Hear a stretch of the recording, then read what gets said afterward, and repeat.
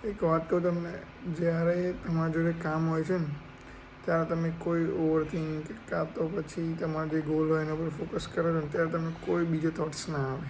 But as soon as તમે એમાંથી બહાર નીકળ્યા ને, કોઈ પણ તમે જે કામ કરો છો તો પછી જે ટાઈમ વધ્યો ને એમાં તમે છે ને ઓવરથિંક કરશો. પછી શું કહેવાય, તમારા પાસ્ટ લાઈફના ટ્રોમાસ હોય કાં તો પછી કોઈ એક્સવાઇઝેડ કોઈ પણ નોનસેન્સ વાતો ઉપર તમે ઓવરથિંક કરશો અને તમારો ટાઈમ વેસ્ટ કરશો. જે હું મારા લાઈફમાં એક્સપિરિયન્સ પણ કરું છું થોડા દિવસથી. એટલે લાઈફમાં તમે પોતાને એટલું બિઝી કરી દો જે તમારે કામ હોય છે ને એમાં, એટલે એથી તમને કોઈ ટાઈમ જ ના મળે કોઈ બીજું વિચારવામાં.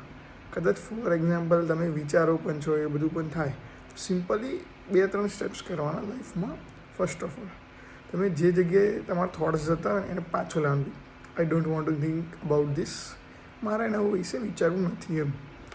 કોઈ ભગવાનનું નામ દઈ દેવાનું, જેમ રામ રામ રામ રામ. ઓર એલ્સ તમારું જે ફોકસ છે ને ટોટલી ડાયવર્ટ કરી દો કોઈ બીજી જગ્યા ઉપર.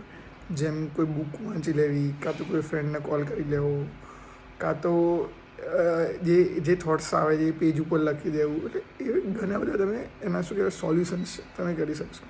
એટલે એટલું યાદ રાખવાનું, લાઈફમાં તમે પોતાના દિવસમાં બિઝી કરી દો તમારા જે કામ હોય છે ને એમાં. એટલે તમને કોઈ બીજો ટાઈમપાસ કરવાનો ટાઈમ જ ના મળે. મતલબ ઓવરથિંક ના કરો, કોઈ ખોટા કામ ના કરો, ઓર એલ્સ તમે કોઈ પણ વસ્તુ ના થાય એમ.